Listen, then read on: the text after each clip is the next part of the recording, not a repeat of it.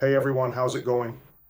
So, back in the traditional days, the concept of the drum set was different. Even in the 1920s, the hi-hat was not up here yet, so people would keep time on the snare and the crash cymbal, right?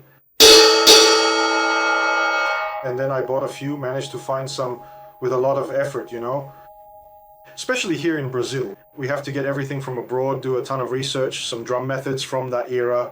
The first one I managed to get was a real find, something amazing, which is Ray Bolduc's Dixieland drumming. I think it's the best drum method from that era. It really shows the concept of the TRAPSET, which is exactly what I just played now. The woodblock, cowbell, bell, graco, cymbal, a bunch of things. Later I'll talk more about this too, which is my passion, and I think it's the creme de la creme of jazz, which was lost later with modern jazz.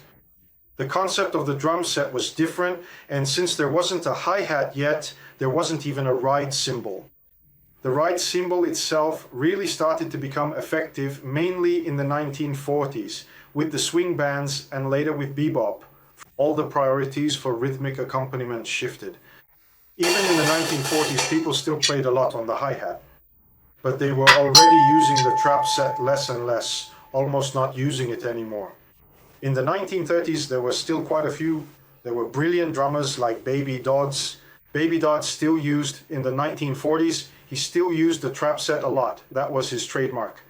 He was pure New Orleans. Later, I'll talk about the great New Orleans drummers, those from the revival era like Baby Dodds, Josiah Cy Fraser, Paul Barberin, Louis Barberin, who was his brother, Joe Watkins, who was wonderful and played with George Lewis, and also Sammy Pan, another great drummer who played with Kid Thomas. Now at the end of 2025, a website where they've recovered some methods that are really well scanned and fairly priced, about $5 or so, from $5 to $9. Some extremely rare methods. There's another method by Ray Bolduc. There are drum methods from 29, from 32, something like that, which still talk about the hi-hat, talk about the trap set. It's really cool. I recommend it to you guys. I'll leave the link below if you want to buy from them, okay? I have no connection with them at all, but it's really cool. I bought it, had it printed, bound it, and later I'll show you guys what it looks like. But anyway, they would sometimes play the ride with the left hand and the syncopation with the right hand. I think even to make it easier here, they didn't have the regular toms that we know today. Those were developed at the end of the 1930s with Gene Krupa and Slingerland. But there were Chinese tom-toms, so it's quite funny actually. In Gene Krupa's own instructional method book, if you look at it, he consistently has a significant number of diverse ride patterns. And interestingly, the rolls always, without exception, commence with the left hand.